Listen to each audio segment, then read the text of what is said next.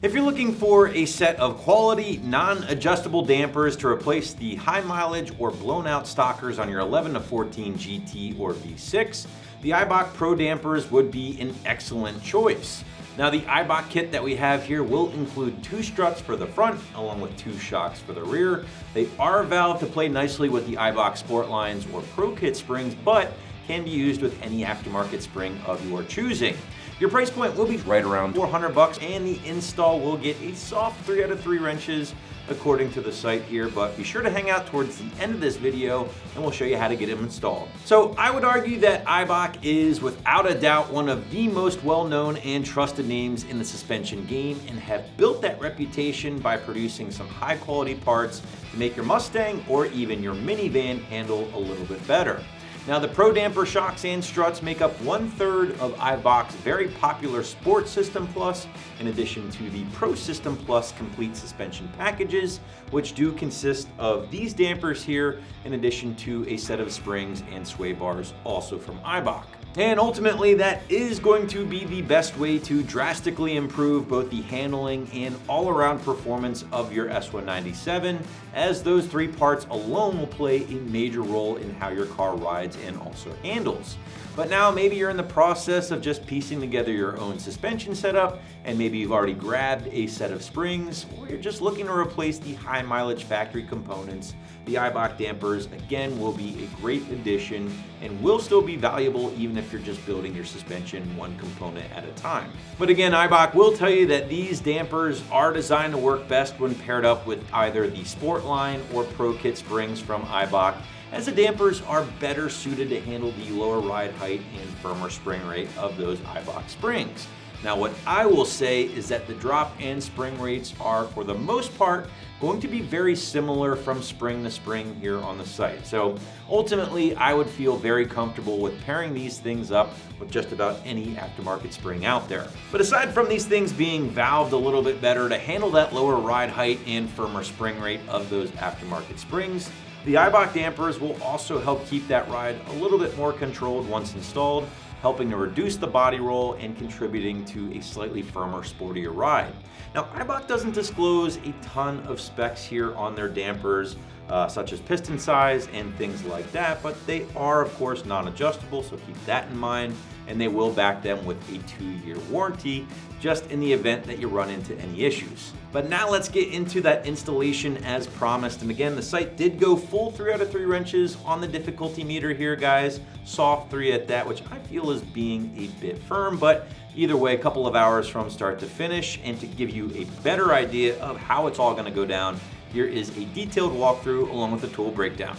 Tools used for this installation are as follows: a good ratchet or impact gun, a good set of sockets ranging from 10mm all the way up to 22mm, a couple of wrenches, 17 and 18, an extension and a swivel, a good bungee cord, and a hammer.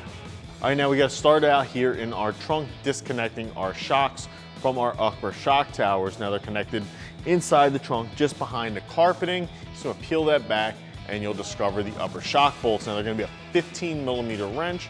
You might need to put a smaller wrench on the top of the actual shock itself to hold it still from spinning. Sometimes you can get away with just putting a socket on it and hitting it with an impact gun and it can come off. Now I know you're thinking at home, well, if you disconnect the shocks, won't the whole rear drop out? No, we're gonna leave it suspended for now, hanging off of our sway bar end links. Then I'm gonna lift it up, put a pole jack underneath of it, disconnect my end links, swing my sway bar down, and get my shock out. Now, if you're doing this at home on the floor with floor jacks and jack stands, you can go ahead and position a floor jack underneath your rear right now. Now let's get in here and get that bolt out.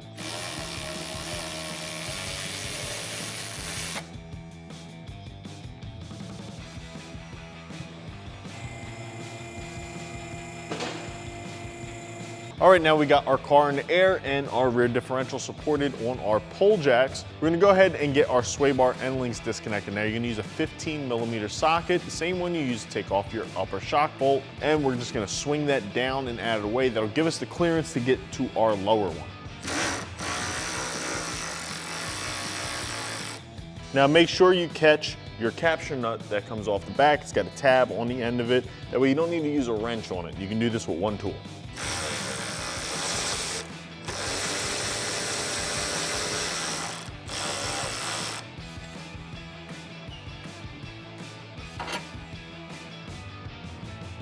All right, now you will need to disconnect both passenger and driver side end links to swing your sway bar out of place. But once you get both bolts out, just swing it down, and now we can clear getting our lower bolt out of our shock. Now with a 15mm socket, the same one we've been using the whole time, we're gonna go ahead and get this one out.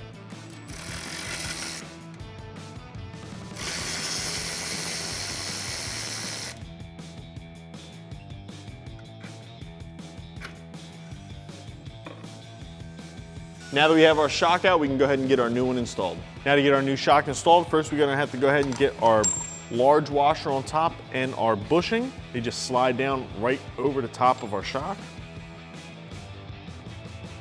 Slide it up into place. Reinstall your lower bolt. Don't forget your capture nut. Always get your hardware started by hand. And with that same 15mm socket, go ahead and tighten it down. Now we can go ahead and flip our sway bar up into place, get our bolt reinstalled.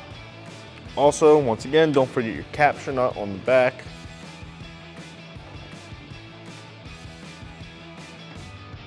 And with that same 15, go ahead and tighten that down. Now before you get your sway bar back up into place and tightened down, you do want to make sure that you change both rear shocks beforehand. Because once you do one side, if you flip your sway bar up, well then you're not going to be able to get to your lower bolt on the other side. Now I know you just seen me do the one, but make sure you do them both at the same time. All the same exact steps, go for the opposite side. All right, now to finish up the rear of our installation, you're gonna put your upper bushing and washer on and lock it down with the new hardware that comes in the kit. Now this is gonna be a 14mm to tighten this up.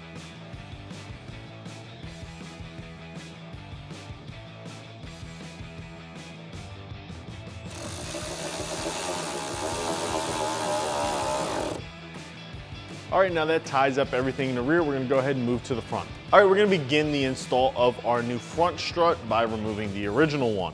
Now to do that, we're gonna have to disconnect our brake line from the back of the strut using a 10mm socket. There's a little bracket just on the back. You remove the one bolt, it disconnects the line. Now we're gonna move up to our sway bar end link, and we're gonna put an 18mm socket on the front of it to remove the nut, and then right behind the bracket itself, we're gonna put a 17mm wrench to hold the stud that comes out of our sway bar end link to keep it from spinning as we're removing the nut. After that, we'll remove our two lower bolts that attach our strut to our steering knuckle. Now they're gonna be a 21mm socket on the nut side and an 18mm socket on the bolt side. Once we have all that disconnected and we support our steering knuckle and brake rotor assembly, we're gonna lower the car back down and remove the 3 bolts that contain the top of our strut mount to our strut tower.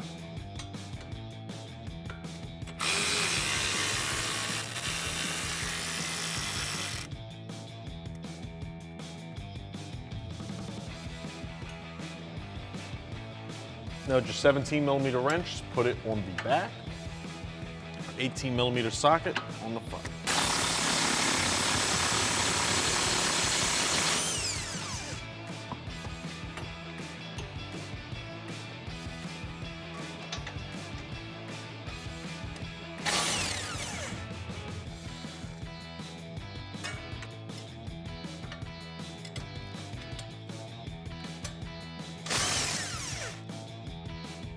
Now to remove the bolts from your lower strut mount, you actually do need to tap them out with a hammer. They're knurled in, this way they don't spin. When they get a little worn out, sometimes they do spin. These are still fresh in there. They've never been apart before, so we're gonna use a hammer to tap them out. Now you don't wanna just go wailing on them. You wanna take your time and hit them with precision because you definitely don't wanna mess up your threads.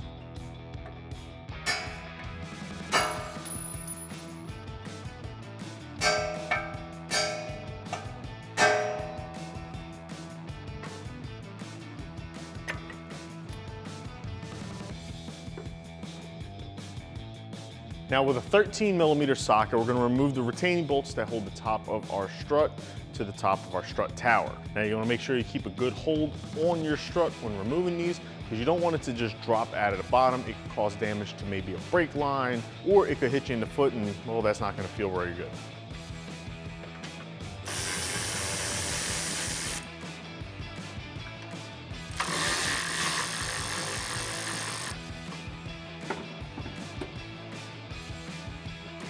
All right, with our strut assembly out of our vehicle, we're over here at our spring compressor. Now, if you don't have one of these wall-mounted ones, it's not a big deal. You can go rent a different style spring compressor from the local parts store, or you can even take your struts down the street to a local shop and have them swap them out for you. But one thing I can definitely tell you is do not disassemble your strut and spring assembly without a spring compressor. These springs hold a lot of tension inside that strut, and it can be extremely dangerous for you to break it down without a compressor. Now just follow the instructions for the compressor that you have. Compress the spring down and take it apart. We're gonna use a 21 millimeter here on the top to take our strut cap off. The 21 millimeter, keep a good hand on your strut.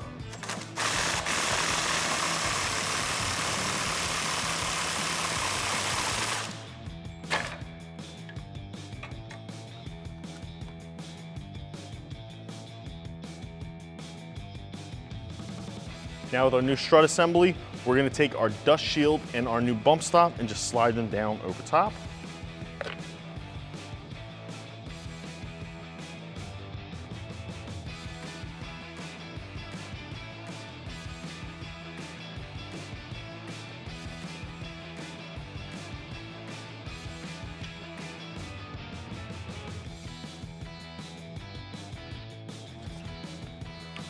Now with a 22 millimeter, we're gonna tighten these up.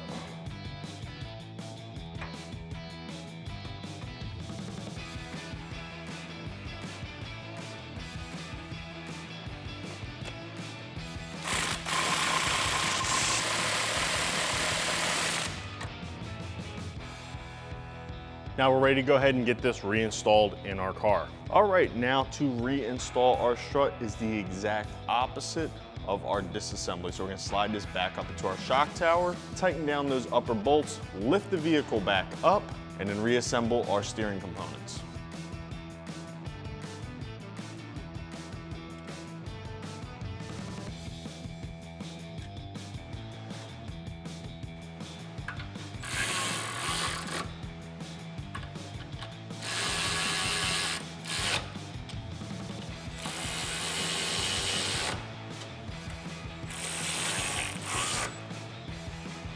Go ahead and get our lower strut bolts in.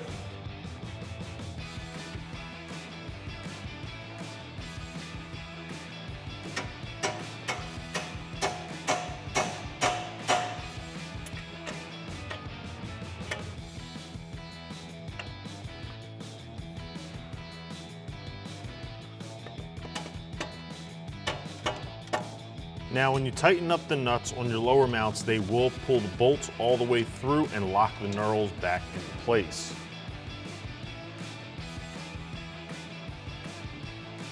And those just tighten down with our 21 millimeter.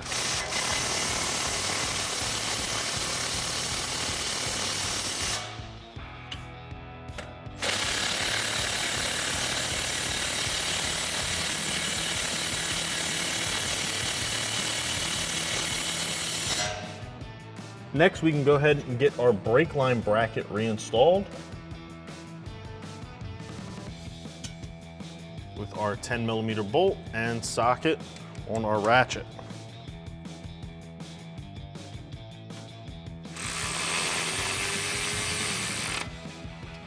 All right, and the last part that we have to install with our new struts is get our end link reinstalled. Just go ahead and slide it in the bracket.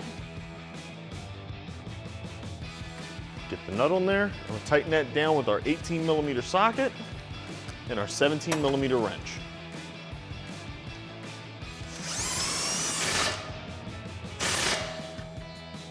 Now that ties up our installation of our new performance struts on our Mustang. For more parts and videos like these, make sure you give us a follow at AmericanMuscle.com.